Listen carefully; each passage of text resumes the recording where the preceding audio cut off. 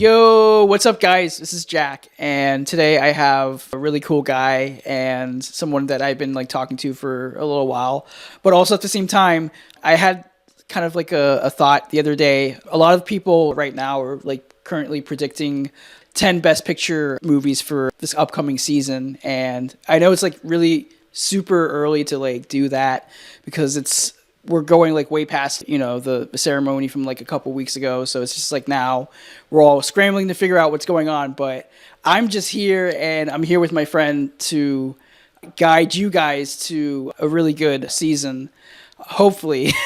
Because I think last year, or like this current season, or whatever season we were just in, was pretty predictable, to say the least. I got a pretty high score on the awards expert app, but I know some other people were kind of like a little bit lower, but also at the same time, we're kind of like in the range of like predictability. But I think this year is going to be really, really interesting, and there's going to be so many great international films and films that we are like feeding for, as far as just like new original films. And I think with this list, I hope me and Nathaniel can guide you guys to predict pragmatically, but also have fun with it, if that makes sense. So I'm here with my buddy, Nathaniel. Hello, man. Hey man, thanks for having me on again. I'm really glad that I could be a part of this conversation in particular and that you thought of me for this. And honestly, I'll say about last award season, I really loved how unpredictable it was until we got to the Oscars. So it was maybe for me the most exciting award season that I saw because everybody kept winning. Besides Jesse Buckley, like different people were winning at every award ceremony. So, but yeah, it was just so much fun, and I'm already ready to get into the next one. So, thanks again for having me. Yeah, no, dude, thank you for coming. I hope this is really fun. And I kind of like split like my list with just three different like categories. Some of them are just like definite, like I can see the vision from like a mile away from, next year. And then the other two categories are just like maybes and hell nah. So we'll just go, I think, first with like the definitive like Best Picture 10, in my opinion. And we can all agree that The Odyssey is the first pick out of the Yep, that's why I draft, have it if we one. were having a draft. And yeah, like we just seen a bunch of trailers and clips from this movie since December. So we kind of formulated kind of like analysis on what this film could potentially do after it premieres in July. So that's why it's like at number one. But do you agree, Nathaniel? That's what I have at one. Yeah, and I think that maybe it's too early to say this, but I really do feel like Nolan might be entering his Spielberg era in the 90s where he won Best Director twice. He had so many like juggernauts between Schindler's List and Saving Private Ryan. I feel like that this is so epic. This we haven't seen anything to the likes of this probably since like Ben-Hur and Lawrence of Arabia, which are two of my favorite movies of all time and two of the best or two of the greatest Best Picture winners in my book.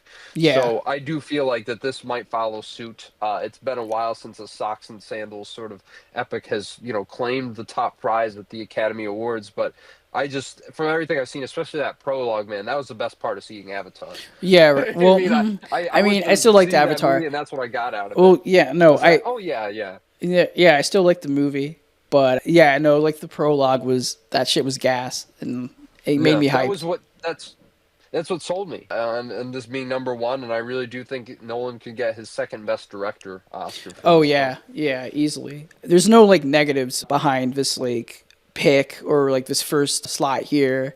It just makes total sense, and I hope it's really good because some people like Nolan has like a miss rate for some people, especially if he goes like too deep into like the philosophical timey-wimey stuff. That kind of like confuses a lot of like audience members, or anything to do with just like messing the whole entire structure of like how we like deal with like physics. But it's another discussion to be had. Let's move on to like the number two, which is pretty obvious.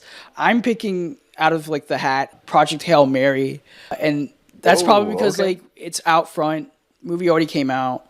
We have kind of like a sense of like what the movie is and what it could potentially do this season. Hmm. And I think on top of that, like Ryan Gosling, like his performance in this film is really great in my opinion. And it One could of go, his yeah, it best. can go Yeah. some ways, especially since I think the Academy is like really just open for blockbuster picks. Sure, sure. Well, I don't have it at two. I have it a little bit lower in my I actually have it at number six, just because I don't know. Like, I think it's going to have legs. Obviously, or I wouldn't be putting out. Like, the tech potential is insane. I think it probably could very easily win sound and visual effects. So I really do think that this absolutely makes it in. But yet again, like, some of the competition is really, really tight this year. And so I'm not willing to put it like at number one. Even like, I think Phil Lord and Christopher Miller are worthy of a Best Director nomination. But yet again, I just don't know where that's going to fall with all the big name, acclaimed directors that we have on this list, probably. But yeah, I definitely think it's very, very, it's being very primed to get a Best Picture nomination, and I do think it will. Yeah, I'm thinking of it like F1, where it's just like all the Hmm. text and then just best Better than picture. that, but Yeah, I mean way it's better. gonna have a bigger package Way for better, and sure. potentially like Ryan Gosling, but we got to see like how Yeah. the acting race goes. He could be like Jesse Plemons this year, though, if it gets really like in Begonia, considering he got the jacket. Yeah, yeah, It's he going to be a could. tight race. Yeah, he could be, but I'm still salty about him not getting nominated for Blue Valentine. So, He's great in that. oh yeah, he's really Or good in that. Drive. He's amazing in Drive too. Yeah, yeah. But I think that's like the only objections we have is just that we don't really know how far it can go, and usually it really has to depend if it's like a cultural like relevance, if it continues to like have that talk well past the fall, because like once the fall happens, like we're on festival season, and we're just like looking for like new shit to like check out. Sure. And I mean, obviously, it's not the same thing, but like what happened with Sinners, it was like that came out very early in the year, and it ended up shattering the all-time Academy record for nominations. Yeah, So yeah, I but it do was think because it's like not everybody kept Sinners. on talking about it, and Yeah. right. Same with like everything It doesn't. everywhere. Everybody kept on Right, talking about it. exactly. And I don't know if it has those kind of legs, but I do think it has legs enough that it will be like nominated for a lot of things. But I don't think it's getting 16 nominations. I don't Nah. know if anything will. Maybe 15 for the Odyssey or something. But so you want me to actually say my number two, since you said Oh yeah, yours? dude. Yeah, go for it. It's like So, and I don't. the whole video is unstructured, but like let's just For do some sure. crazy shit. Yeah. We'll see where it lines up, and then we'll alternate if not. And I think you'll probably have this film at number three if I had to guess. But at number two, I have Digger from Alejandro Iñárritu. Okay, so I have this at Uh, number 3, dog. Like, see, I knew it. I yeah, knew it. right. No, but go ahead. Oh, go ahead. Go Yeah, ahead. no, like the reason why I have it at number 3, I think it's probably because like Inaritu, yeah, okay, Bardo, it's divisive, but I think this is going back to like his Birdman like days of just doing crazy comedy movies, but like also at the same time like they actually had a point, and you can kind of like understand it, and like there was like really good acting from like everyone all around, and of course like Tom Cruise, he's going competitive for this role, and Might from what win. we've been hearing, it sounds pretty crazy, and it could either go the don't look up route, where it's like very hype worthy. People go out to see it. I don't know about like the three people who, or the three people who watch 3 movies a year type of people, if that makes sense, come out to Hmm. see it. But I'm betting on it. Like that's like one of the big bets here. And I think you got to look at his track record too, even before Birdman, because what was it? He did Babel, which is amazing, and he got nominated for that, and then he did Bitiful with Javier Bardem, and that's got a couple nominations, and then he did Birdman. So it's like, yet again, if you look at the track record, what did he do between The Revenant and this? What is Bardot? So I really do think that the pendulum is swinging back in his favor. You look at this cast: Tom Cruise, who I think, well, he's balding in this. He's like a crazy world leader or something. Yeah. I feel like this is primed to be the dramatic Tom Cruise role we've been waiting for since Magnolia, which he famously missed out, or infamously missed out on winning Best Supporting Actor.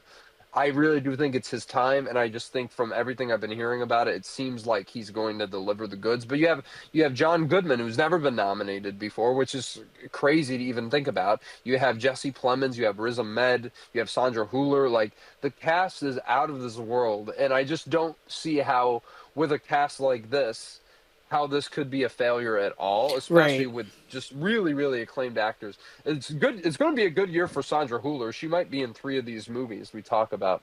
So yeah, I think that this, two-time, Best Director winner. I don't see how this isn't at the very top of the list. Yeah, yeah. I'm rooting for it. I just hope it doesn't, divide some people because it could be It might. very political, especially if it's like about climate change and anti-capitalist themes, which I vibe with that. Like I'm definitely down for that. But I don't want like the discourse to go like it's woke, that shit. No, no. I will say I think it will be more highbrow than Don't Look Up, and I really like that movie, Well, but yeah, obviously. it's not Obviously. the most palatable.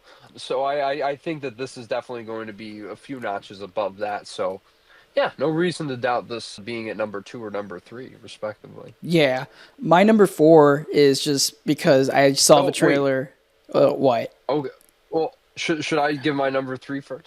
Oh shit. Yeah, go for it. No, we're good. We're good. So, I think I think it might be your number 4 actually. So it's a good thing I said that because you said trailer, and I have seen the trailer for this movie as well, and that is Wild Horse 9 Yeah, from Martin. yeah. Yep, there you see, There you go. very much in agreement on this. No, but like he's been on a tear with the Academy. Got his first director nomination for The Banshee. Has been Sharon, which did very well. John Malkovich is back, hasn't been nominated in over 30 years. Sam Rockwell. Be amazing if they did dual lead campaigning for them, but this just seemed like the trailer gives me no indication that this isn't going to be, top tier McDonough.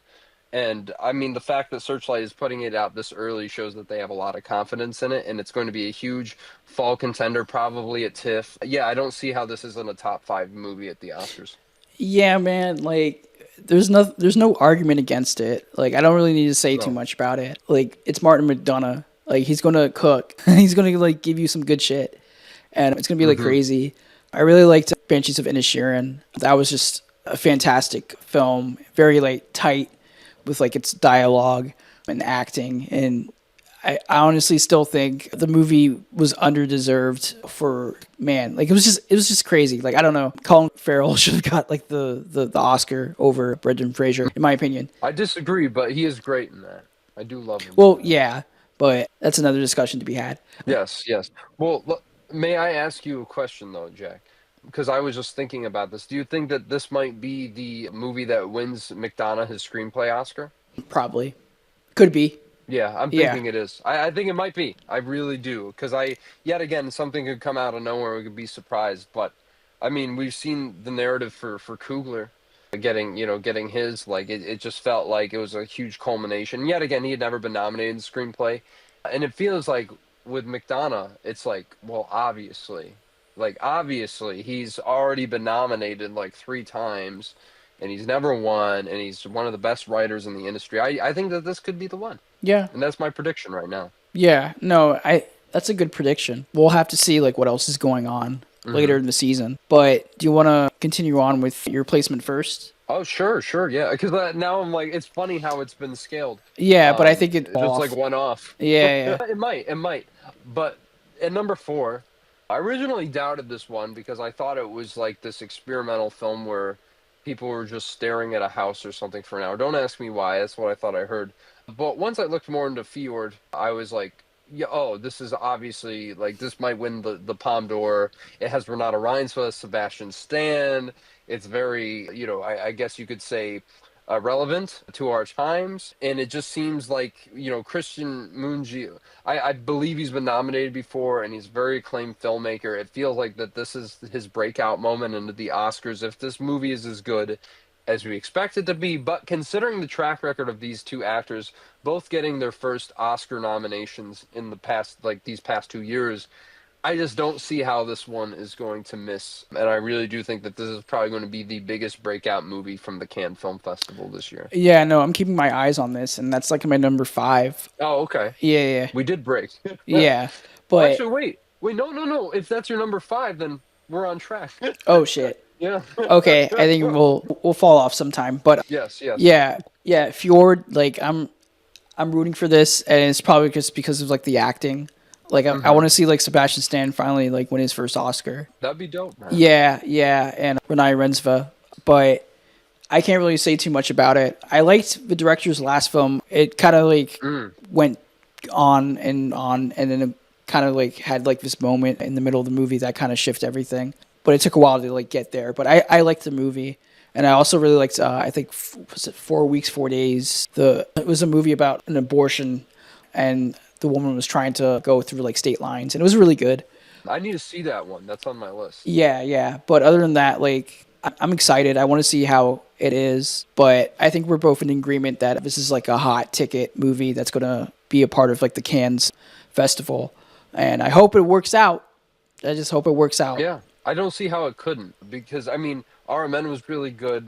I feel like this guy has a very consistent track record. It seems like his moment. Yeah. So I'm gonna go with my number six, and Oh, should I go with my number five? I'll just do my number six, and then we'll see. We'll land somewhere. Okay. So fuck This it. is gonna be funny. Yeah, this one's like a fuck it we ball listing here, and I'm going with Cry to Heaven for that. Okay. Yeah. Tom Ford, he has a new movie coming out. It's been like 8 years since his last movie. No, Seven? wait, Eight? was it Nocturnal Animals? Yeah. It's been 10. Oh, it's been It's like 10. a whole decade Oh, ago. dang. Yeah. Okay. It's insane. Yeah. So it's been a decade, and he's on that Jonathan Glazer like vibe right now, where he's just like the whole narrative of him going like, "Hey, like I'm done with like designing, doing shit, designer shit, and now I'm going to like ball by like making movies about crazy shit like David Lynch's Lost Highway, but with Amy Adams." That movie was just crazy. I don't know how to explain it. Oh, it's great. Yeah, but Cry to Heaven, I think it's going to be really interesting. I don't know too much about it, but if I remember correctly, it's just about like opera singers, and Adele is in the movie, and she's like acting, and I'm just like also keeping my eye on her because she might break out this year. I think it's like my big. We love that for Adele. Well, yeah, that's like my big bold prediction. Like she's going to be like the Ariana Grande of this year, but I think it's going to be more exciting because Adele, like her personality, like if you've seen interviews with her, like she's actually very like bubbly, and like she has like that diva vibe. Am I going to collab with Peppa Pig? No. So I kind of want to like see how that plays out on the screen. Yeah, and she just seems like such a genuine and lovely lady. You gotta love Adele. I would be hard pressed to find someone who doesn't love Adele, and if Yeah, they don't, I might have a problem with them. right. But actually, this is where we break because, and the only reason is because I have it 11, and I just don't know if it's coming out this year. And it sounds like it very well could, but I'm not putting it on the list until I know a little bit more definitively that it is. But yeah, I mean, just this period piece about these opera singers who are castrated as young Yeah. boys, like No, yeah. it's going to be it's going to be. I might some I might Oscar actually read the bait, for book sure. before I see the movie Mm. because I've been doing that since last year because I did Vineland last year, and it was like really interesting how that translated to One Battle After Another. Was it close at all, or? It's pretty close, but it because like the book is like set in the 80s, and it's like allegory and like satire on like the Reagan era of media control, mind control, all that shit, and also just like conspiracy theories. But going to like this book, Cry to Heaven, I haven't like read it yet, but the synopsis just sounds like crazy, and I think Tom Ford can go full David Lynch with this. Like I can see the vision, and it's probably premiering at Venice now that like the production has wrapped. Though then yet again it could be pushed back to next year, depending on how the editing or like the final cut it goes. But I'm really excited for it. This is one of those like most anticipated movies for me because I'm a huge like Tom Ford truther here on the little chat we're having right now. The big picture. No, But yeah. yeah. No, I was gonna say. I mean, I'm probably with you. I just have to see A Single Man, which I've heard nothing but great things about. So, but I love Nocturnal Animals as well when that came out. So I definitely feel like once I rewatch that and finally watch that film, I'm going to be right there with you, man. It just sounds super exciting, super ambitious. Yeah, and let's get our girl Adele out there, right? Right, yeah. I just want to see that happen for her because I love her. But yeah, that's a great choice, man. I guess I will, on that note, jump to my number five, which is another movie that we weren't sure about, but shout out to the Oscar expert and Brother Bro because they talked about this in their Oscar prediction video. But it sounds like the latest film from Paul Palakowski, which I believe is called Fatherland, is getting geared up for a Cannes premiere. And I just don't see how this does not get in the lineup. I mean, he made it in a Best Director in a year where if there were 10 nominees, he probably wouldn't have been nominated for picture. So I just feel like that this is just the natural step in that direction, considering it's about, post World War II, they're going through Germany and whatnot. And Sandra Hüller, again, I feel like that this is probably maybe the movie that could win her first Academy Award. I don't know, but it sounds like this is everything that his whole career has been leading up to. One of those things. And I just really do feel like this is another one, along with Fjord, that could compete for that Palme d'Or win. Oh yeah, definitely. And it's actually my number 7. Oh, we're back. We're back. Yeah. But the way you described it, yeah, agree with everything. It's on my list because of that. And Cold War was pretty good from what I remember. I haven't seen Ida yet, so I can't fully like formulate an opinion on Powell. Sure. But like I liked Cold War. It was really interesting. That was like during the time I really started to like get into international film and like understanding like different languages. And I remember that film getting some Oscar nominations, and that kind of like helped me out with learning more about his work and other people's works. But yeah, I'm really excited for this one. Sandra Hüller is in this movie. Like, come on, man. Yeah. We got like 3 Sandra Hüller movies that are like Oscar contending potential movies. Insane, man. It's like this is like even crazier than Timothy Chalamet and like for the 2025 season. Right. And Coleman Domingo also as well he's coming with like a vengeance this season. Oh, he might be. Oh yeah, Well, he we'll about to beat definitely them get kids, into him. man. I do want to say though about Cold War and Ida. Those are both movies exquisitely made, but I wasn't really like attached to them, and so I understand the director nomination just from a filmmaking standpoint, but I don't know, something about this tells me it's going to be a lot more emotional and a lot more like personal because they're focusing on a father and daughter. And I think that really could make this one stand out from those other ones. But even like it's very beautifully crafted. Lucas Shaw, of course, the famous cinematographer who keeps getting snubbed outside of Paul Palakowski films for some reason. But yeah, this one is definitely one looking forward to. So you said that was your number 7, so I guess I Yeah. will go on to my number 7 as well because I've already talked about Project Hail Mary. But this is another one that I think is going to be a breakout. It can, or so I hope, considering the director's last film earned him a Best Director nomination and won Best International Feature at the Oscars. And this is the latest film from Ryosuke Hamaguchi, All of a Sudden, which is interesting because it's about a French girl and a Japanese woman, and so it's like, is this in French? Is it? I'm assuming it is, but to see that from a Japanese filmmaker is interesting to say the least. But I feel like this may be even more accessible than Drive My Car, which I loved. It made my top 10 films of that year, and I just don't see like how I get. Oh, not all of his films are palatable. Like Evil Does Not Exist is definitely not palatable, but I feel like that this one is certainly going to be more up their alley, and it sounds like it's going to be another relatable, walkie-talkie kind of, not with walkie-talkies, but you know what I mean, talk Yeah. and walk kind of movies. And this could get him his second Best Director nomination as well. Yeah, it could be. And I mean, it's still on my list, but it's far out. But no, like I'm really excited for like this new Hamaguchi movie. Like I really loved Drive My Car. Like that was one of my favorite movies that year. And I really liked Evil Does Not Exist and his other film Wheel of Fortune. So I'm really That one was, I really liked that like one, I'm really too. excited for this. And the change in language could also be really interesting because there's another director on my list far out that is doing the same thing. But his hit I rate think I know with, who you're talking yeah, about. I know his hit rate with that film he did when he tried to change the language kind of wasn't that great in my opinion.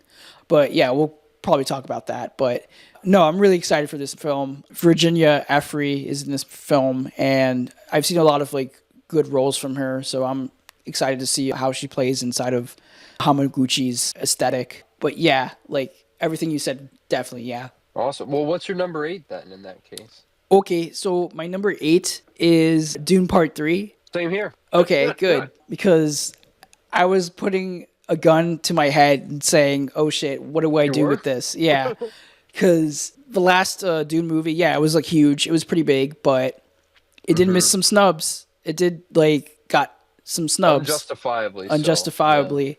So that makes me worried a little bit. And even though this film is kind of like a war movie, there's more action in it, and there's some threads that could be closed with like the main storylines. But with this being kind of like more of a war movie, maybe it could be like more respected in that sense because this is like Denis like last directed Dune movie that we know of right now, and this could be like the time, but time will tell. So I don't know.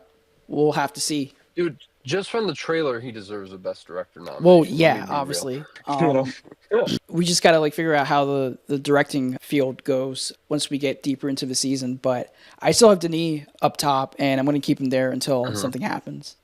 Sure, man. Well, that's the thing. Like, it's one of those things where I feel like it could certainly get him a Best Director nomination. I know people are a little trepidatious to the fact that Dune Messiah is not as well received, but it sounds like in the way he's adapting it, like if it has more action than two, which is I think one of the greatest action movies ever made. Like, I don't see how just based on that in the trailer, I'm like, oh, we're eating good with these Dune movies, and I Yeah, just don't see how this cannot be the case. Like, I don't see this being in the same league down with Avatar, Fire and Ash, and Wicked for good, because it's just, this is a solid trilogy that has a clear beginning, middle, and end. It's just the way Denis brings these movies to life and what he adds to them. The filmmaking is on a whole other level that I don't even think those movies can compete with. So yeah, this could be a top five contender, but I'm not willing to bet on that just yet, considering how stiff the competition could be, and considering the Academy's reception to the second one, which was obviously better than the first, and they still didn't give it as much love. So yet again, it's unfair. I understand, but I'm still, I have to have it on this list considering that was my favorite film of that yeah. year. And I think it's going to be one of the all-time great trilogy cappers, you could say. So I'm glad we're back on that on the real ties here at number 8. Right. Yeah. No, I mean, I agree with everything you said. And hopefully, like, the film hits hard. I don't know why the fuck it's going to be in December next to Avengers I Doomsday, but hope it wipes the floor with that. yeah, but you know what? I'm actually might be down for a 6 hour movie Oh, that's marathon going to of be like insane. AI slop and then real cinema while I'm Those drinking Martin like Scorsese memes. three Put 'em on. three tall ones because they do that at AMC. So Nice. and they won't stop me because I'll be stuck in there. He's locked inside the theater building. Right, yeah. He can't get out. Yeah, yeah. No, but Oh seriously, like I'm man. excited. There's nothing else to like really like go against it. And I know a lot of people are like hesitant to just like predict it now and go like let's keep it on this list for the whole entire year, but I think you should just stick with it. Let's see how it really goes when the film comes out in December and then we'll start like going like full force with it. Sure. No, it's not the Return of the King and the Lord of the Rings treatment, but I do feel like it coming out in December could cause a surge, which could very well help it in the end. So Yeah. I don't know. We'll see. But yeah, definitely put it where the last one was at the very least. So what do you have So at number 9? at number 9, so it was actually the Hamaguchi movie. Oh, okay. Yeah, Yeah. but I could go with my number 10. Well, actually, Um, I'll go with my number 9 in that case, if you okay, don't all mind. right. And because maybe this is your number 10, I'm not sure. But just based on what I've heard from people I know who have seen this in test screenings, and considering how close this director got to his last movie getting into Best Picture, I have to predict No One Cares, the latest from Jesse Eisenberg, Okay. with Julianne Moore, Paul Giamatti, who else is in it? Yet again, a lot of people, but really those two are the ones we're looking at. I think Halle Bailey's in it too, which is pretty cool. But yeah, I've heard that this is even funnier than A Real Pain, which was absolutely hysterical to begin with. Apparently, Giamatti gives one of his best performances. He could win supporting actor And I'm so excited for this one. I really do think that this is going to end up being one of the best movies of the year. And while it's hard to call for certain that he'd get like a director nomination or something, I feel like especially Julianne Moore has not been nominated since her Oscar win and was unjustifiably snubbed for May, December. I just, from everything I've heard, this sounds like a surefire success. Yeah, yeah. I mean, unfortunately, I missed the test screening for this, so can't say anything. Well, I mean, I can Damn, try, man. but I did hear some Sure, things, sure. and it sounds pretty promising. So that's why I have it at number 10. I'm just like, all right, if it sounds good, it sounds good, and I really liked. Wow. Yeah, yeah. My trust my intuitions, but I really liked a Real Pain. It was a really great film. I'm glad I caught it on mad early, so I can say to everybody's face that Kieran Culkin was the great supporting actor nomination and win that season.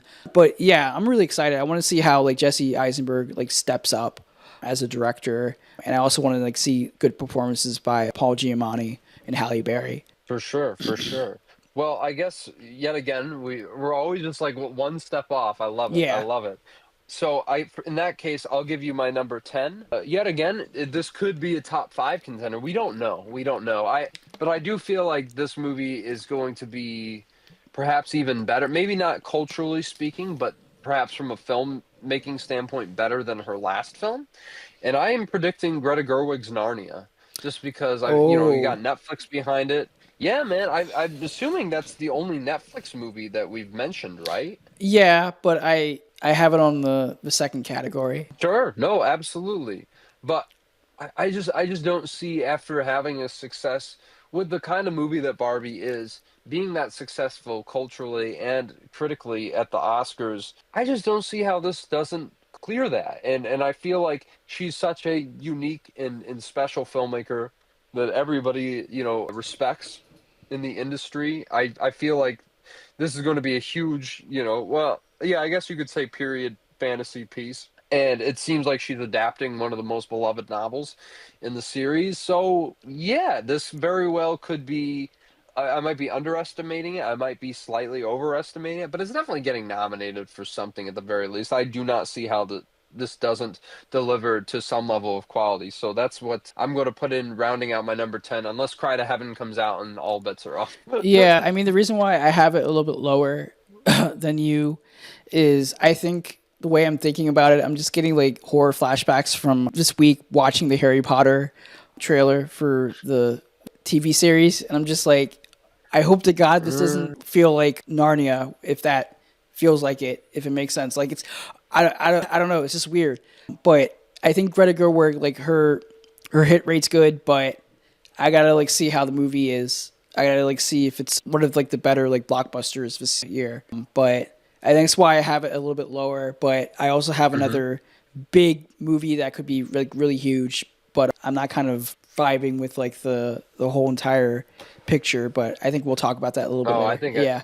I think I know what movie you're yeah, talking it's about. coming up pretty soon. But yeah, man, I don't know. Like we'll see what Narnia can do. Sure. Yeah, I don't know. It's definitely going to get something at the very least. But I just feel like it's different than some of the other, movies, just because I feel like the way she approaches filmmaking is so, singular and unique. I don't know. I just don't see how this misses. But anyway, we should move on to the next tier of movies, Yeah. because I know I don't have anything down necessarily, but if you want to, well, actually, I do a little bit, but you can take this one away, Jay. Well, yeah, I think if we start to kind of like peter off, I'll just start naming shit because that's basically the list I made. I was just like, all right, so the next category here is just like possibilities that potentially could be a part of like our like peripheral as far as like looking for movies.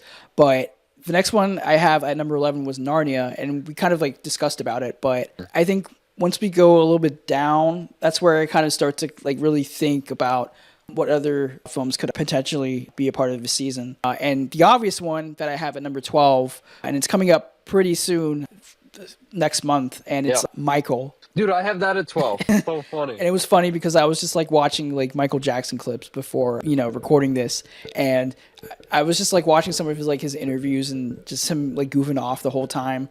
But also I did watch like an old video of like, was it Joe Jackson? and just his whole entire demeanor. I was just like, damn, like Coleman Domingo is gonna like eat this role up. Oh, dude. Yeah, Well, do you think he's absolutely getting nominated for it? Do you think it's safe to say? because like here's the thing about the movie itself. Like I'm skeptical. And I think it's obviously because the way they're going to handle Michael Jackson and the story, it's going to be very sterile from what I'm getting with like the trailers and whatnot. But who knows? Maybe I think Antoine Fuqua could have like some juice and kind of make the film feel more theatrical and alive compared to like other biopics that we have seen before. Yeah, Bohemian Rhapsody. I hope it's Made not by like the that. same producer. No. But it's kind of like been like a hit and miss with some of these musical biopics. Like Elvis was great, in my opinion. Rocket Man, it was really good, but nobody took it seriously that season, which was kind of sad. And then just last year we had Bruce Springsteen, Deliver Me from Nowhere, which sounds like it honestly sounds like fitting a title. direct-to-DVD title, in my opinion. Like With you, Springsteen in front of it. Yeah. right, yeah, but it's like those Walmart bins DVDs. But yeah, like we saw that last year. We were just like, I mean, it's fine, but is it really going to be like a part of like the season? And are we really going for Jeremy Strong? Are we like batting for him? I mean, I would, but not for that performance. Yeah, I mean, look, it's one of those things where I wasn't a huge fan of Elvis, as you know, and so I just don't. I know like the stuff behind the scenes with this movie. Are they splitting it up into two movies? I don't know. It sounds like chaos. I'm not going to lie to you, man. I'm excited to see this movie. Well, yeah, me Like, too. I'm going to be in the theater going, Well, like this. okay, like, but like also at the same time, like this is like part one because like, maybe. well, it's going to make numbers. It's going to do numbers. Yo, Yeah, it's so gonna clear part two is going to $1 billion, happen. I'm sure. And first of all, I want to see white Michael Jackson. Like that's the first thing. Like I want to see like the fucked up nose. I want to see like the long ass wig. I want to see like clips of him hanging out with James Brown. I also want to like see him hanging out with like some other divas, like just doing crazy shit. And then I also do want to see like the court trial of him getting accused for touching children, and also the whole Sony case. Like those two like parts of like his life were like so interesting, and I don't know how they're gonna like deal with it with the second part, if it's like true, if they actually like cut off a lot of like the stuff they couldn't like film because of like the contracts and lawsuits. So I don't know, like I'm more kind of like, but also at the same time like I'm really excited for it because it's just an event movie and I want to like at least vibe with it for a little bit. If it goes crazy, like if it's like a campy ass movie, then I'm in. But you know you're going to be jamming out to "Don't Stop Well, Till You Get Enough." yeah, Like, yeah. it comes on the Yeah, right. Like it's gonna go crazy, man. Yeah, and I believe in like a lot of like the actors in this. The Step Miles Teller kind of looks crazy with like the wig and everything. Oh yeah, it spawned a good meme too. Yeah, right. But No, well, but but we'll see. yeah. I do think that Jafar Jackson and Coleman Domingo could absolutely get nominated. I think Coleman Domingo and Paul Giamatti might be battling it out and supporting actor for the win. Like I just don't doubt Coleman Domingo in this role because he's going to kill it. So Yeah, no, I definitely agree. And like Coleman Domingo, that's my boy. yeah, me So- too, man. I'm rooting for him, and I hopefully think he could get another nomination out of this. But what else do you have on the docket? So at number 13, I have one movie that's kind of like scaring the hose because this director did win her first Oscar at a year where I was just like, over that movie, even though it was kind of divisive, but I have Being Humane. Yep, me too. Yeah. Me too. Yeah, at number 13. Cursed number 13. 666. I think the reason why I have this at number 13 is because Sean Heder, like she directed Coda, won Best Picture, blah, blah, blah, blah. You already know the whole story. But it could go either one way. It could go like the Peter Farrelly way where he did the greatest beer run ever, whatever the heck the title is. And it's just like, oh, it's just a streaming movie. It's whatever. It's, just advertisement for our streaming service.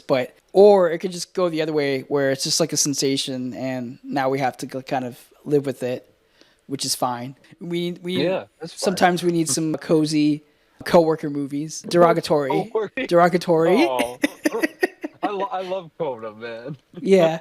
No, it's fine. I really like that movie too, but we got to like look back to the sacred text and realize that it was the wrong pick. I don't know. I would have picked that out of that lineup, but I'll rewatch Power of the Dog at some point in my life. All right, but yeah, I just feel like the Mark Ruffalo is in this, and Dylan O'Brien, and a bunch of disabled actors to kind of give that representation to it. This sounds like this is going to be a breakout, like festival hit, like at TIFF or something. It seems like it will play perfectly to audiences. Yet again, maybe it's just a screenplay movie, and like maybe Ruffalo is back into the conversation, because if anybody's overdue for an Oscar, it's Mark Ruffalo. Let's be honest Well, here. yeah. So we will see, but it's crazy we have that both at 13. But I'm totally down for it being a hit if it does, touch on everything in a very meaningful way. Yeah, yeah, no, I'm really excited for this movie. I'm just like joking, but I know. well, yeah, like I'm always Funny excited though. for like these movies. I admit, even though I would have picked Coda, out of those nominees, I mean, it is a fairly sanitized film when it comes to from a filmmaking standpoint. Right, But yeah, that's but that's it's not just the necessarily emotions a that knock. get you. It's so great. Those last few scenes, man, are so amazing. So, but yeah, this is definitely one I'm excited for as well. Yeah. So maybe we're in the same page. I don't know. But number 14, I have Jack of Spades by Joe Cohen. I have that 15 actually. Okay. Now All that I'm right. actually I looking mean, at a list.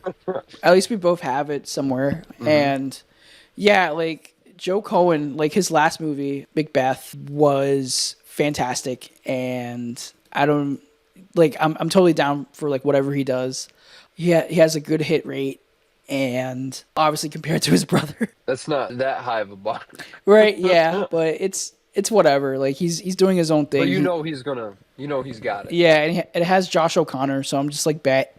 Like I'm watching any movie with him. Same with Francis McDormand. Oh yeah. Yeah, Goat. Leslie Goat. Manville. Like I'm in. I heard it's like Yeah. a gothic like tale. So maybe it could be like kind of like a Del Toro situation where they're just like, oh yeah, welcome back, boy. Like welcome back, Joel Cohen. Yeah, it's been a while since he's been in the conversation for anything. Yeah, but I'm really excited. I don't know too much about it, and we'll probably learn a bit more. I don't know if it's probably premiering at Venice. It could or can maybe. I'm not sure, but Yeah, I don't know, but we'll see. And then number 15 is kind of like a pick where I'm just like, okay, well, I'm thinking about 2010 when the first movie came out. I'm just going like, damn, like it got robbed over another movie that got Best Picture, but maybe a second charm could actually help it in the cards if it makes sense. The Social Reckoning, Aaron Sorkin, I don't know, maybe he might cook something. His last movie, being The Ricardos, it was okay. I mean, I liked Nicole Kidman and like Javier Bardem's performances, but like the dialogue and like the screenplay was kind of clunky for some weird reason, and that's kind of like suspect because Aaron Sorkin as like a screenwriter is hit rate really high, and then now when he's starting to do his like directing stuff, it's kind of been a downhill slide. So I don't know. Maybe this one could be a return to form as far as just snappy dialogue and really great like characters. Mikey Madison's in this, so I'm fucking in. Like you already know me I'm too, seated. Man. I think she could get nominated very well. So Right, yeah. Like if she's playing like a different kind of like role where it's like the opposite of like Honora, and it's just like her being very calculated and just like menacing, because the story itself is very like fascinating, and I've read a lot into like the time during like the Facebook leak and just all the stuff that was happening around that time, because like I'm really into like technology.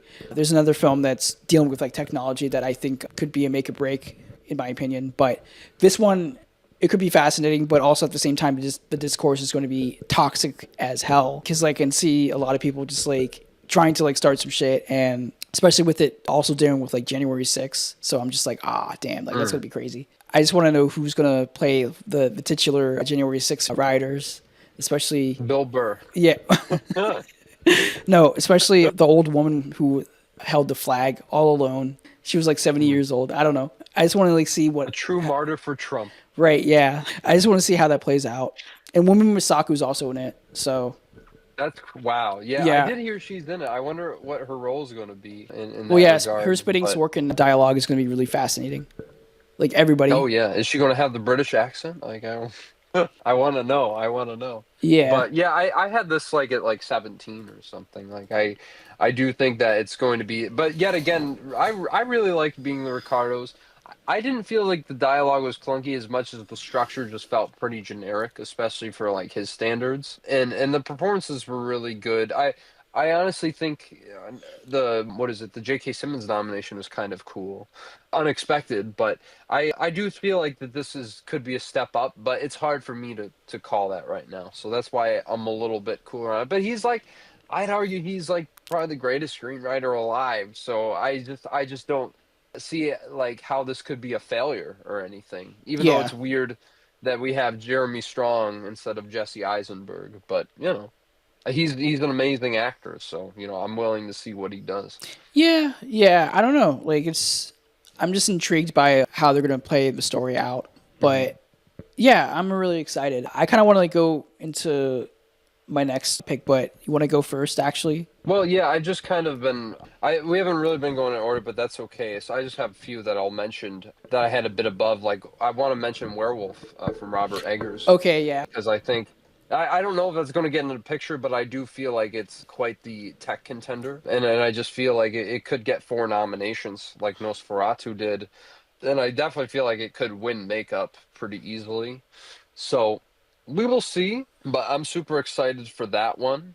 I also want to mention Disclosure Day. I haven't seen the last trailer. I should have prepared before I got on here.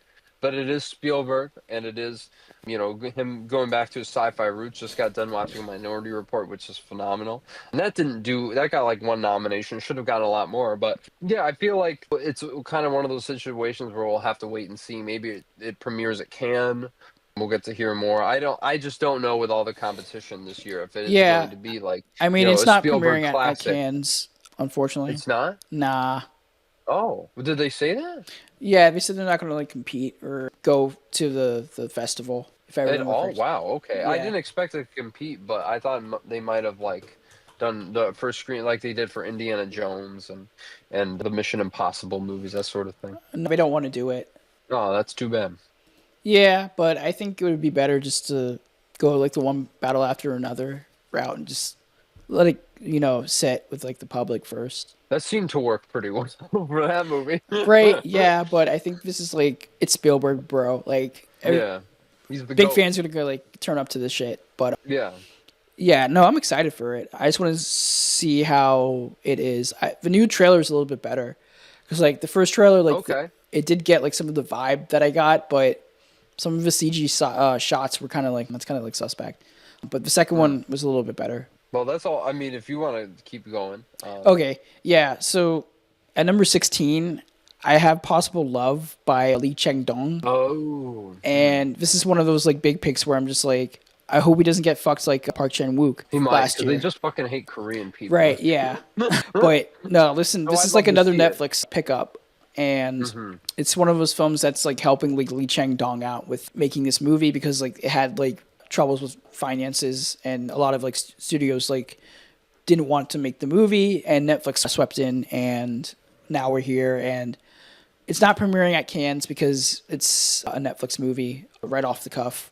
So they have to probably premiere it at Venice and I could see it winning the Golden Bear if the film is just like god tier, like burning level of just like fantastic work, career best. I can see the vision like already, but I'm not gonna like put myself in that position right now. I'm just gonna like focus on like how the movie is and like what it's about. And the only thing I know is it's about like an entanglement between three people and hopefully it's kind of like a little bit of like poetry and like Secret Sunshine, but also kind of like a little bit more cheery. But I don't know. We'll see. Sure, sure. Yeah, I just don't have it on the list because they Parasite is the only movie that they've ever gone for, and obviously the only movie not in English to win Best Picture. But I don't know. I just feel like they just don't. We've gotten over the bias against black people. Now we have to get over the bias against Korean people. All right.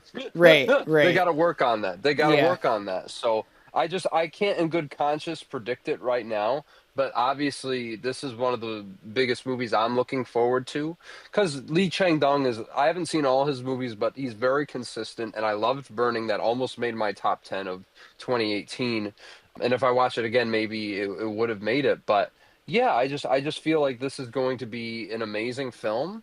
And the Netflix factor of it all, if you have to give Netflix anything, it's really cool that they let filmmakers like this be able to make, the vision that they want to craft. But I feel like with them behind it, that's probably one of the better indications that it could get into like international feature or something. But I'm not willing to bet on anything at this point, considering how last year went down with no other choice. I just Oh, can't. yeah, but I'm rooting for Netflix to help a nigga out for this. Let's hope. Yeah, please. So at number 17, I have a movie that it's part of also kind of like the Lee Chang Dong argument that I just had earlier, but I think it's also because like the language change that could be really interesting, but also at the same time, like this director did the same thing a long time ago in a different language and it didn't work out. But fuck it, I'm going for Parallel Tales by Ashghar Farhadi, I knew it. one of my favorite directors. His hit rate is high in my opinion, aside from Nobody Knows. But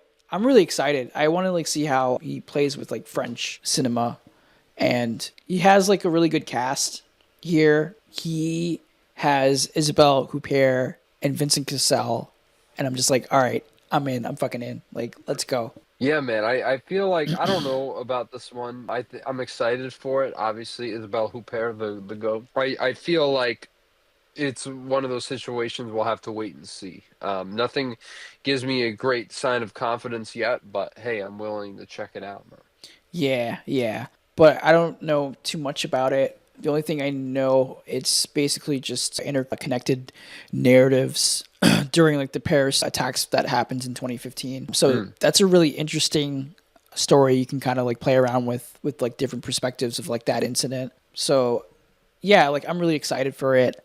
Hopefully like Fahardy like does a better job in a different language compared to the thing he did last time, which was like in Spanish.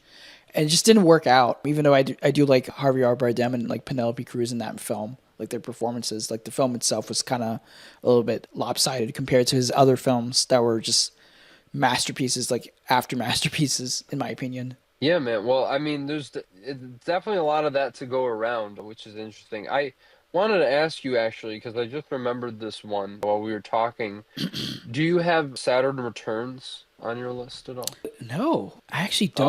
Oh. Cause like I just started to like rattle off some films, Mhm. especially when we get like lower and lower. But I don't have that. No. But you know what it is, right? I think so. Wait, what It's is it the new about? Greg Quadar film. Oh, okay, Yeah, all right. yeah, yeah. So I'm like, they've been on a tear, man. I mean, they got nominated the past 2 years, him and Clint Bentley. So I feel, and it has Charles Melton in it. I have to look up who else. It sounds like a kind of past lives kind of movie. So I'm not sure exactly how that's going to play, but considering that they've got consistent screenplay nominations, I just feel like this has to be considered at the very least. Yeah. Who else is in it?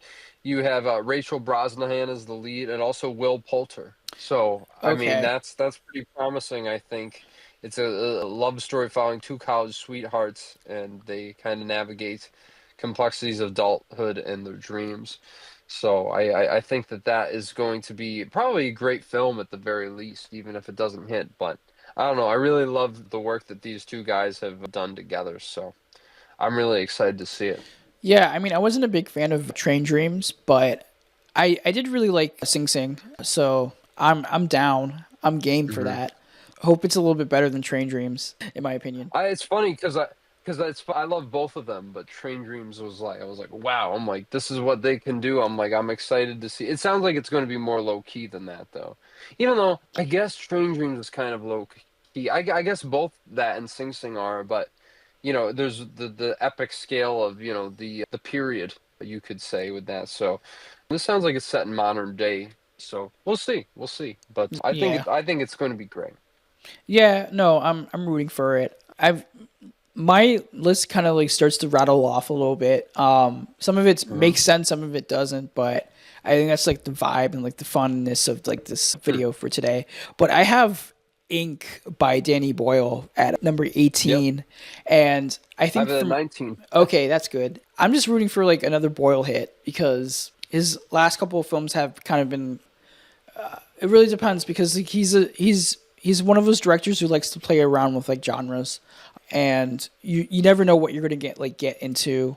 But the way it seems with like Ink, this is basically about like Rupert Murdoch and his newspaper days, and it could play out like a Steve Jobs where it's like very intense and like it has a lot of snappy dialogue, and you're like getting like good performances all around. So I think that's why I have it like really high on my list because it could be like Steve Jobs again. Which he was robbed of a director nomination, if you ask me. I think that was criminal. And Sorkin, of course. Well, yeah, I all I'm gonna say is if it's anywhere near Steve Jobs, that means that we're getting the second Guy Pearce Best Supporting Actor nomination, and I'm gunning for that, man, because I really, really want to see that happen. I think he's going to be amazing in this. yeah. No, I'm game for Guy Pearce. He's been on my like list of just like I need to see more movies from him, and every time he shows up, he's like fucking great. And to see where he came from Memento to now, he's grown so much as an actor. It's truly amazing. Yeah, man. So the next was it film I have on my list at number 19. I have The Adventures of Cliff Booth. Yeah, so this is where I'm just like it could go either way with like David Fincher, because he's again like just like Danny Boyle, he's kind of like playing around with like different genres and he's doing commercial things and like sometimes he does something kind of off base and you're just like, oh wow, that's pretty cool, but it's not going anywhere near an Oscar. But I think with like Cliff Booth, it's a sequel slash spin-off of Once Upon a Time in Hollywood with like Cliff Booth now in the 70s and he's like hanging out with like porn stars and just other crazy stuff that's happening in the 70s. I don't fucking know what's going on, but I'm down. And like Brad Pitt, like his performance as like Cliff Booth in Once Upon a Time in Hollywood film was fantastic. Deserved a sweep win in my opinion. Oh wow. Yeah. But coming from someone who read like the actual like Once Upon a Time in Hollywood like book, there were some like moments where you do get like more perspective on like Cliff Booth and like how he does his daily tasks for the day. And it does kind of like mention a little bit of like his backstory and just how he operates as a person. And I think we can learn more about Cliff Booth with this new film and just like have a little fun grindhouse adventure. I don't know, like the trailer looks really interesting because like, it's giving me like grindhouse kind of vibes of just a couple characters like doing crazy shit. And it's like set in like a very campy setting a little bit. I think it's going to be a mix of Grindhouse and Fincher and Tarantino's take on Boogie Nights, which is going to be really cool. So I just feel like if anything, this might be production design contender or bust. I don't really Right. see this being just because the competition is so stiff. I don't see a sequel to Once Upon a Time in Hollywood to bring it. But who knows? It could be like the best movie of the year, and then we have to consider it in like every category. I don't know. It's one of my most anticipated movies of the year. So I don't I don't want to make it seem I'm not excited for it, but I just don't know if it'll be a contender in that way. But I do want to ask you about one that I think could be a good acting play. What do you think about Tony from Matt Johnson? Okay, The yeah, that's at my biopic number on 20. Anthony Bourdain. Okay, I had that above. Yeah. I actually had that above Cliff Booth. So there you go. Just a good old swap there. Yeah, man. Like, listen, another Matt Johnson movie in 2026. I mean, technically, like Nirvana came out last year at TIFF. Well, premiered. Yeah. But I saw it later, so loved Yeah, it. yeah. One of the best films of the year so far, and he's Agreed. coming out with another one, kind of like Luca from like a few years ago. So I don't know. Like, we'll see. The subject is really interesting.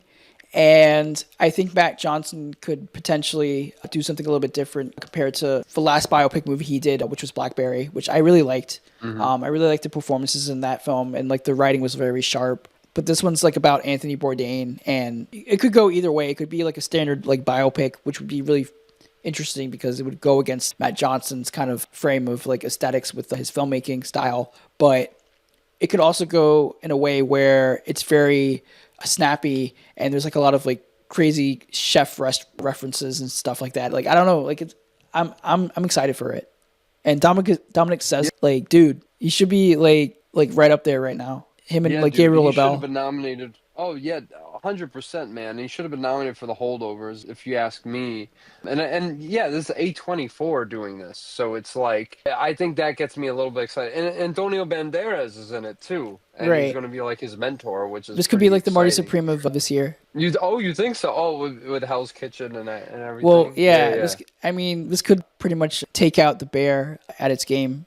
It could, because like Ooh, the I Bear mean, has we'll kind of like see. gone I off the mean, rails, in my opinion, with the latest that's, seasons. I mean, not the first person who agrees with you there. I mean, I haven't seen it, but just from what everyone has said. Yeah, right. But But yeah, I think and that like this could be really great. Stravos is in it. Shit. All right, we gotta Oh lock shit. in. We gotta lock in for the Chinese man. Yeah, man, I'm super excited for this. If I'm excited for any biopic this year, I think this one, as excited I am for Michael, I think this one's going to be infinitely better. Yeah, that's for sure. So then after like my number 20, I just start to kind of like rattle off some stuff and I start to like throw some crazy picks because I'm crazy and I want to see something like stick out. This first one, like, it really depends if it comes out this year, and I think you probably already know what it is.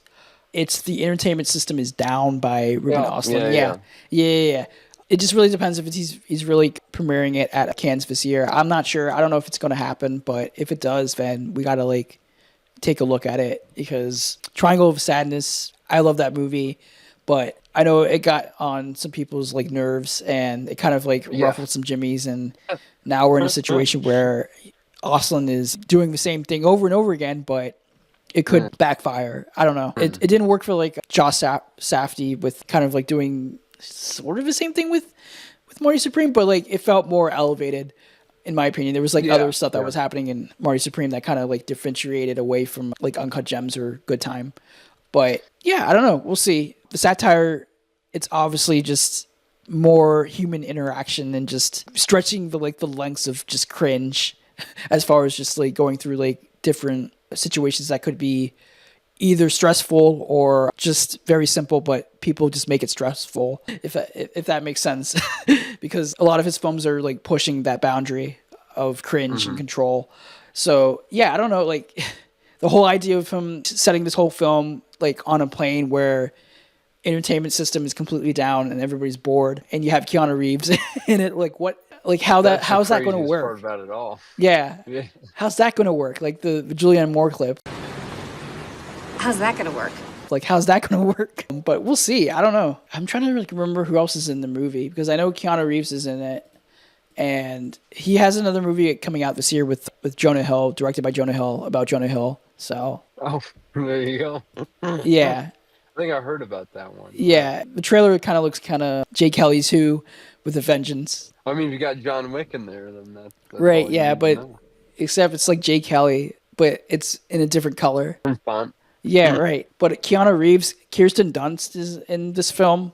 Daniel Bruhl. Okay, all right. Vincent Lindon. Oh yeah. Okay, all right. Yeah, no, I'm seeing it. I'm seeing it a little bit. Could be a But- contender if it comes out, but we'll see. Yeah, we'll see. And then I start to kind of like rattle off a little bit, but one of the films that I have here, because I'm kind of going to just start throwing some stuff. I don't care about the placement of the list now. I'm just kind of like going off. But one film we saw just earlier this year, and we all really liked it, but I'm not completely sure, you're not completely sure, or we don't know about this, but Josephine, we caught this at yeah, Sundance. It's bought by a studio that I don't know about, Sumerian, so I don't know. Yeah, Sumerian, yeah. Yeah, but we did see the movie early in January, and we came out really liking it. It was a really kind of like intense and fascinating film to watch at home, and it was one of those movies where you can just like pause it and just kind of sit with it instead of just like seeing it in theaters and being like completely traumatized by what this film is about. But yeah, like we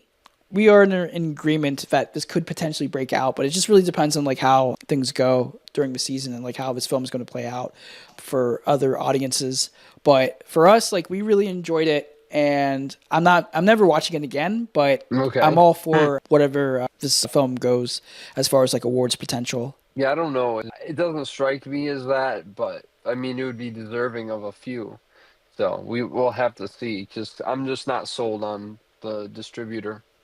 Yeah. And then we kind of like go a little bit deeper, but I think this pick is just kind of like screw it because I want it to be a thing, but I got burned the last time with the last film this director made. Well, I like the movie for the most part, but also at the same time, it was just like, yeah, it's over. Let's just like throw it in the trash and move on to the next thing. And it's Artificial by Luca Guadagnino. Yeah, I knew it. Yeah. Listen, man, like I really liked After the Hunt for the most part. I like kind of like the middle section of the film, where it kind of started to really get into like the nitty gritty of like the drama and all that, but then eventually he kind of like falls off and then the ending happens and you're just like, what the fuck?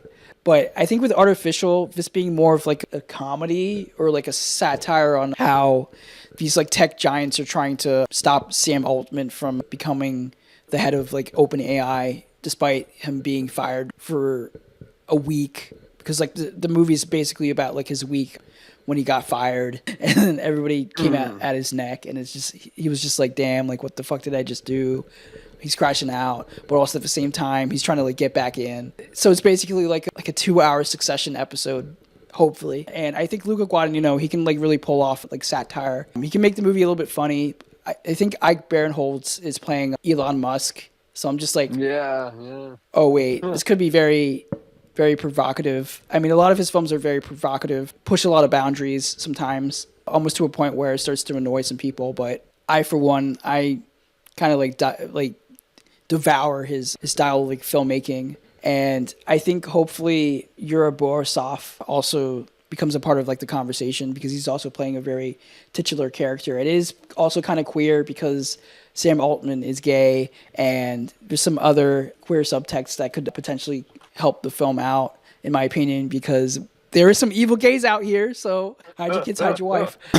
Yeah, so it could go like gloves off. Like it could be very biting, but I don't know. It just really depends. And like Andrew Garfield, he's overdue for another Oscar nomination. And sure, like say what you will about After the Hunt, but like his performance in that film was really been great. Nominated. Yeah. I It thought was he like really was great, even though like I still laugh at the scene where he's trying to like confess everything and he's eating. Oh yeah, yeah. The music the wonky ass music starts playing. Well, yeah, but it was like it was just the way he was like eating and like also like trying to like spill some tea. It was just like, oh shit, like he can actually he's devouring like that scene, and like Julia Roberts is just like, what the fuck's going on? But no, seriously, like I'm excited, and it's a different screenwriter, it's a different kind of story, and he did employ some other people that usually appear in his movies, especially Mark Rylance, who was in Bones and All.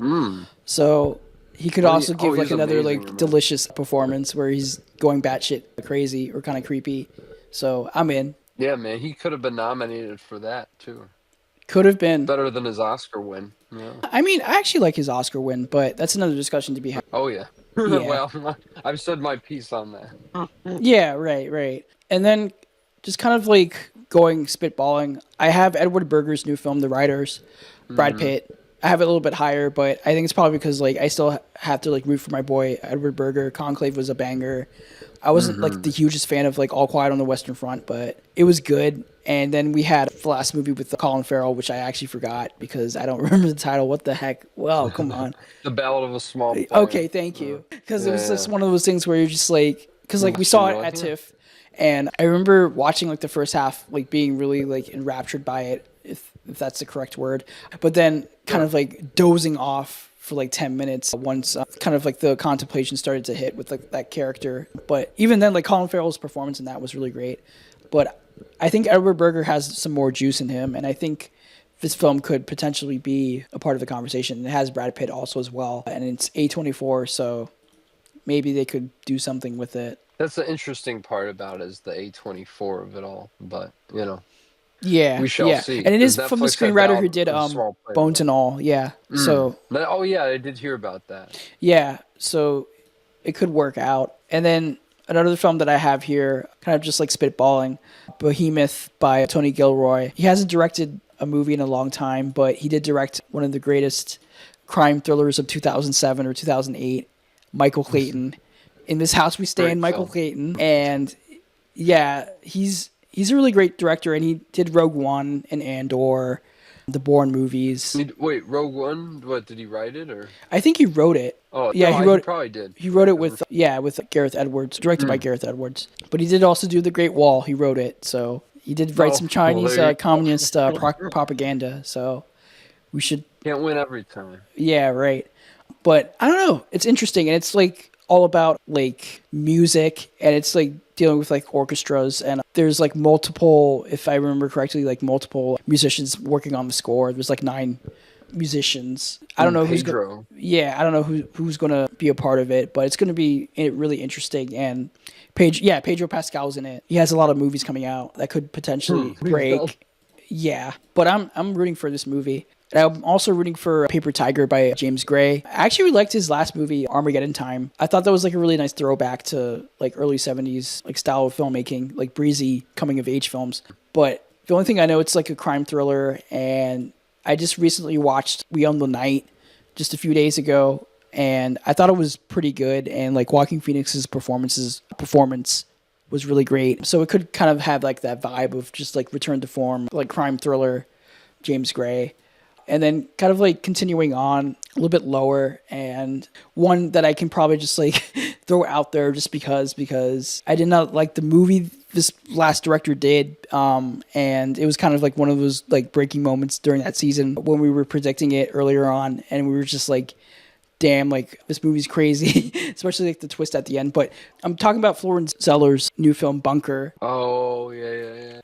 Yeah, it's TBD. I don't know if it's coming out this year, but if it does come out this year, everybody strap in, because The Sun, that shit was ass. I'm sorry. I haven't seen Fine it. Boom. Well, maybe I don't need to. Yeah. And we don't talk about the twist and like the ending of that film. I was laughing at the end, and everybody was just looking at me like, what the fuck? Because it's like sad, but the way they just like revealed it, I was just like, oh shit, like that's how you're gonna end the movie? All right, bro. Hugh Jackman was just like, he was off the walls in that. In a bad way? In a bad way. He was like overacting. Oh my goodness. Golden Globe nominee. Yeah, right. But I don't know anything about this other than it's, I think, about a couple of like architects who are trying to build, I think, bunkers for rich people, and they try to do one for like a billionaire. That's the only thing I know, and it's like a psychological thriller, and it has Penelope Cruz, Javier Bardem. Okay, cool. I'm in. Paul Dano. Yeah, I'm in. I'm excited for it. I'm in. It's just like Florence Zeller is getting me unhyped because of The Sun, but we'll see. It's not based on, I think, any of his plays, so it's like a new thing. So I don't know. Maybe he could up his game and make something creative, just like The Father. Sure, it could be a Nolan level bounce back with Oppenheimer. Yeah, maybe. And then we're just gonna kind of like go to like the bottom list, because there's not much else I can really like talk about here. But in like the bottom list that I have of just like hell nah, but we'll see. At number 31, it's just one of those things where I'm just like, for the love of God, Jesus, please have it come out. And that's The Way of the Wind by Terry Malick. Oh yeah. Yeah, I don't know. Going like to finish it? I don't know. Yeah, I don't know, but you can't disturb an artist while he's creating his masterpiece. You gotta like let it cook for a little bit. But it's been like a few years since it's been like out of like post-production, and I don't know what's going on with it, but it's like kind of like the Half-Life 3 of Jesus movies. So I don't know if we'll ever see it in our lifetime, or maybe we're all just like in a, like another dimension, like in a psychosis, and then just it did come out, but we have to kind of like wait a few more years before it actually does come out. But it will come out like unexpectedly, like in a package or something. I don't know, but we'll see. We'll see about this. And yeah, it's a Jesus movie. Terry Malick, his style of like direction is just so psychedelic, insane, and especially like his newer stuff. Like it starts to like weigh on some people, but I did actually really like A Hidden Life, and I'm kind of low key a fan of like Song to Song, but that's probably because of just like the memes and shit, because it's mostly just like attractive people dancing around for like 120 minutes. Yeah. And you also have like musicians just like showing up, and you're just like, oh shit, that's like Iggy Pop and that's Big Frida. Iggy Pop is in it? Yeah, Big Frida just he twerks in a Terrence Malick movie. That's like a wild like sentence, but it happens. Tegan and Sarah, Flea on like photographs by like Terrence Malick. That's crazy.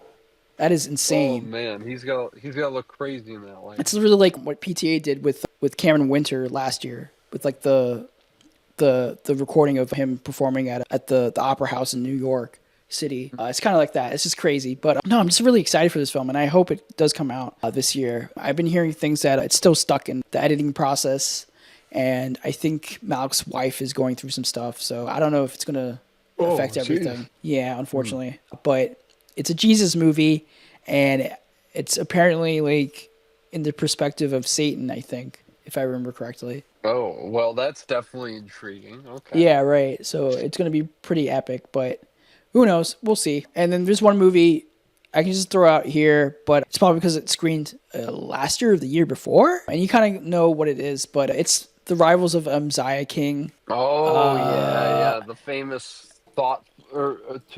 be thought of Oscar hopeful. Sorry, I'm tired. I can't talk.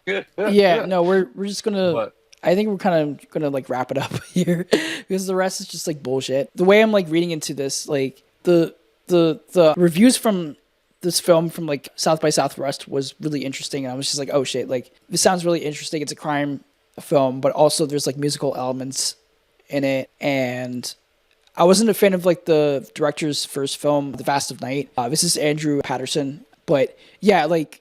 I wasn't really a fan of like his first film, but I think the second film, if I'm hearing some good things about it, I might like give it another spin with like the director, and like Matthew McConaughey alone, like yeah, we got to like put in some stocks in that. But I don't know, who knows? Black Bear has it. They're kind of like a startup studio.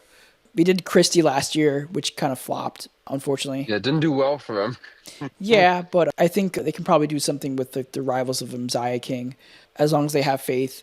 It's coming out in August. And that's, I think, around the same time as the end of Oak Street. So, I don't know.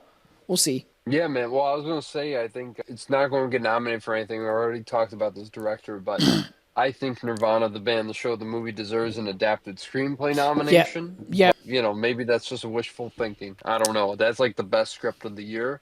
Well, you could argue so. But, yeah, I mean, it would be cool, but I don't think that's happening.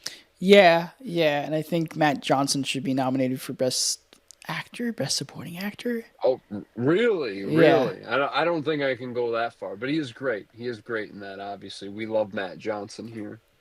Yeah. I don't know. Like, but hope it gets maybe a Critics' Choice nomination. That would be really funny. Yeah? Yeah. I mean, it needs something. It needs something, yeah. It would be really nice. But yeah, no, this is one of my favorite movies of this year so far. And I have nothing but great things to say about it. And on top of that, like it's just a really fun movie, and it kind of reminds me of Borat, like the first film. Yeah. So maybe this could be like a Canadian kind of like riot for this film. I don't know. We'll see. Now, I think the rest of like the listed films that I have here are just like all here. Damn, like here's some bullshit. I'm just like making up some bullshit. I'm just gonna rattle them off real quick. I Play Rocky. Like, what is Peter this? Farrelly. Yeah, Peter Farrelly. Like, it's about the making of Rocky. Like, okay, but we already have like another biopic that's gonna be like bigger. So I don't know what we're gonna do with like Rocky. Like, I don't know. The one Best Picture. Yeah. I don't Oh know. yeah. Speaking of another biopic, where I'm just like, get the shit off the road, bruh. Madden by David O. Russell. Yeah, man. Like, he's coming back for Vengeance. Amsterdam flopped. I mean, Nick Cage would probably be great. Yeah, We'll but see. I mean, okay, he'll probably do like a good freak out scene. I'm down for that. I'm game for that. But I don't know about Madden, unless it's like kind of like Tetris, where it's actually Nicolas Cage in the Madden video game. That would be interesting. That would be very interesting. Like if it's like that, That'd be funny. right? Yeah, but it's not that. It's just like a standard biopic. I don't know, but Christian Bale's also in it, so he's gonna be like another transformation performance. Which is good because he hasn't been doing those a lot recently, so Yeah, right. it'd be cool to see him get back to that. But Going we're fat done again. with David O. Russell. I'm just done with that guy, man. I can't. Yeah, he just keeps on getting, was it Unchained, and we need to lock him up. Yeah, they do. Right, Seriously. yeah. Like, I I mean- can't believe he still has a career. Brian Singer is doing the same thing, but we don't talk about that. Ay. Okay, yeah, and then I also have I Love Boosters, but it's kind of like a who know. I'm excited for the I'm really excited to see this. Boots Riley, his last film was just fucking fantastic, and One of like the best scripts that I've kind of like read and like heard kind of like throughout watching the film, and also just like physically reading like the screenplay. It's like so fascinating. And I'm really excited to see his new film. It could go either way. It just really depends on how people can take like the absurdist vibes of the film. But if not, like at least it could get like a screenplay nomination if it's like that like attractable for like the Academy, but especially like the people who really like read into like screenplays, original screenplays. But I don't know, like we'll see. Yeah, I don't know. It seems like a long shot, but it's gonna be fun. Yeah. And then I don't know, like the last thing I can probably like throw out there, and it's kind of just like good luck, but it's probably not going to happen. And it's Avengers Doomsday, but Visual effects, yeah, maybe. yeah, good luck.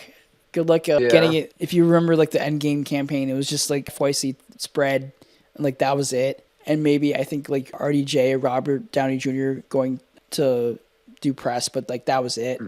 So I don't know about like Doomsday, and it's coming out the same day as Dune 3, which is kind of suspect. So Yeah, yeah, that's not. I don't know if that's going to bode well or. Yeah, but I definitely wouldn't. I don't know if it sniffs the Oscars this year. I'll say that.